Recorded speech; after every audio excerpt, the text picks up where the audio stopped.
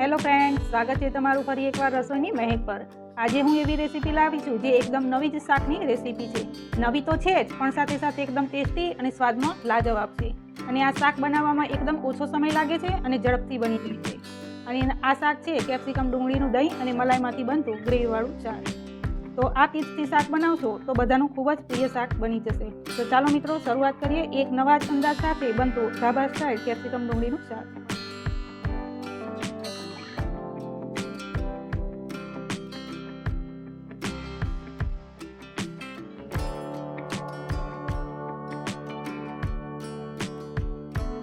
તો ફ્રેન્ડ્સ, ચાલો આપણે શરૂઆત કરીએ કેપ્સિકમ ડુંગળીનું ગ્રેવીવાળું શાક બનાવવાનું। આપણે તેના માટે એક વાટકી આપણે દહીં લઈશું। બહુ ખાટું નહીં પણ મોડું પણ નહીં, એ રીતના આપણે દહીં લઈશું। ને ઘરની જે ફ્રેશ મલાઈ આવે છે તે આપણે લઈશું, પોણી વાટકી જેટલી। તેમાં આપણે થોડી વરિયાળી એડ કરીશું, થોડો ગરમ મસાલો એડ કરશું આપણે, 1 થી 1.5 ચમચી જેટલું આપણે મરચું એડ કરશું। આપણે ટેસ્ટ મુજબ આપણે મીઠું એડ કરી લઈશું। હવે ધાણા જીરું લઈશું આપણે 1.5 ચમચી જેટલું। તેમાં આપણે કસૂરી મેથી એડ કરી લઈશું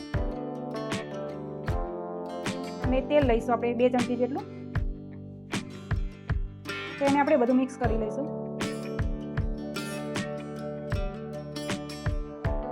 હવે થોડું મિક્સ થઈ ગયું છે તો તેમાં થોડી હળદર એડ કરી લઈશું, પાછું મિક્સ કરી લઈશું આપણે। હવે આપણી ગ્રેવી એવી સરસ મિક્સ થઈ ગઈ છે તો તેમાં આપણે આ ગ્રીન કેપ્સિકમ એડ કરી લઈશું। તેમાં રેડ કેપ્સિકમ આપણે એડ કરી લઈશું અને આ યલો કેપ્સિકમ એડ કરી લઈશું। અત્યારે મારી પાસે 3 કેપ્સિકમ હતા તો મેં તે 3 નાખ્યા છે। તમારી જોડે જો ગ્રીન કેપ્સિકમ હોય તો ગ્રીન કેપ્સિકમ પણ એડ કરી શકો છો। સાથે આપણે થોડી ડુંગળી લઈશું, 2 થી 3 પીસ મેં ડુંગળીના લીધેલા છે, તે પણ એડ કરીને આપણે આ રીતના સરસ મિક્સ કરી લઈશું।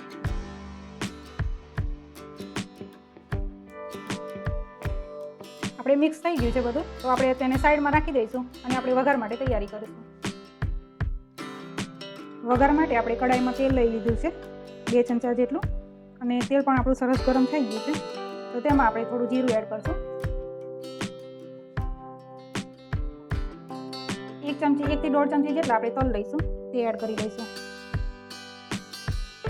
થોડી હિંગ એડ કરશું આપણે, 2 લીલા મરચાં ઊભી સ્લાઇસને સમારીને રાખી છે તે એડ કરી લઈશું। આદું છે, આદુને પણ આ રીતના સમારીને મેં રાખી છે તે પણ એડ કરી લઈશું। આ લસણ છે, લસણને પણ એડ કરી લઈશું આ રીતે।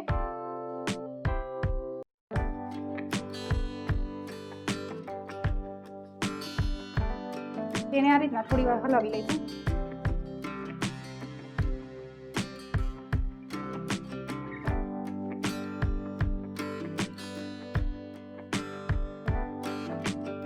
હવે તેમાં આપણે કાશ્મીરી લાલ મરચું મેં 1 થી 1.5 ચમચી જેટલું મરચું એડ કરી લઈશું આપણે।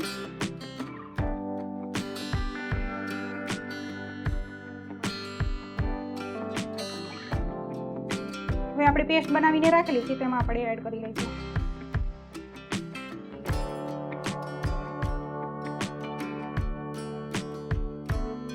ફરીથી આપણે બધું મિક્સ કરી લઈશું।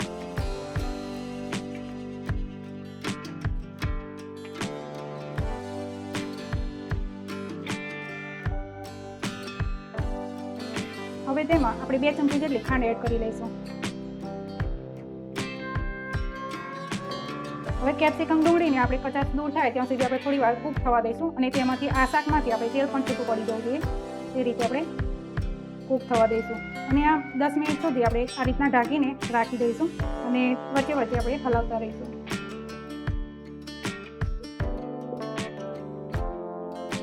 5 મિનિટ થઈ ગઈ છે તો આપણે શાકને જોઈ લઈએ।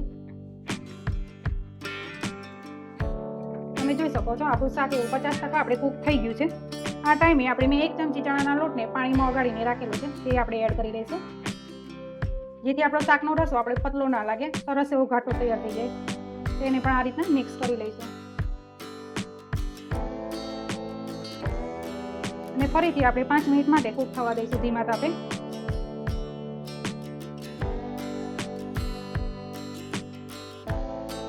5 મિનિટ થઈ ગઈ છે તો આપણે ફરીથી આપણે શાકને જોઈ લઈએ।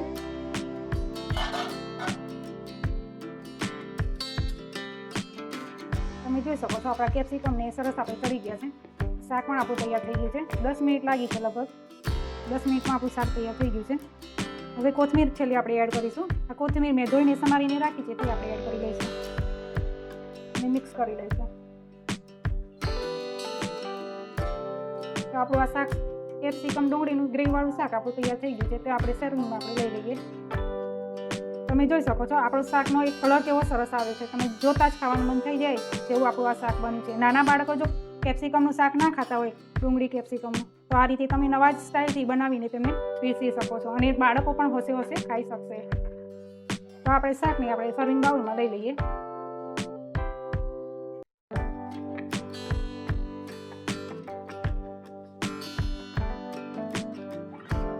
તો ફ્રેન્ડ્સ, આ હતી કેપ્સિકમ ડુંગળીનું ઢાબા સ્ટાઇલ દહીં મલાઈ ગ્રેવીના શાકની રેસીપી. તો કેવી લાગી તમને આ રેસીપી? આ શાક બનાવવામાં એકદમ સહેલું છે અને તેનો સ્વાદ બધાને લોભાવે એવો છે. તો તમે આ શાક જરૂરથી બનાવજો અને મિત્રો પરિવાર સાથે આ શાકની મજા લેજો.